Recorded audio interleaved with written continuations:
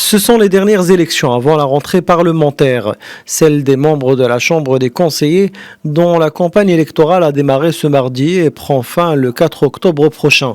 À cette occasion, les partis politiques vont devoir assurer une représentativité importante à la deuxième chambre, là où se discutent la plupart des projets et propositions de loi.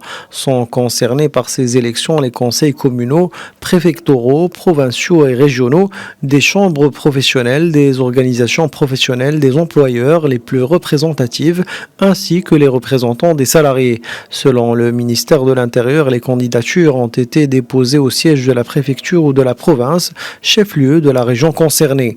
Les représentants des salariés ont déposé leur candidature au secrétariat de la Commission nationale des statistiques au ministère de l'Intérieur. Cela dit, les élections de la Chambre des conseillers se déroulent selon un système de grands électeurs.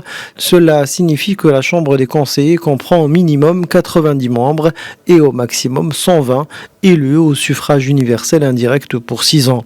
Depuis la nouvelle constitution de 2011, la Chambre des conseillers jouit de plusieurs prérogatives, telles que interroger le gouvernement sur son travail en cours via une pétition signée par au moins un cinquième de ses membres, créer des commissions d'enquête à la demande du 1/3 des membres de la Chambre des conseillers, et les projets de loi relatifs aux collectivités territoriales, l'aménagement du territoire et les affaires sociales sont déposés initialement à la Chambre des conseillers. Notons enfin que la Chambre des conseillers est composée de 9 groupes parlementaires. Elle comporte également 6 commissions qui se penchent chacune d'entre elles sur un domaine spécifique.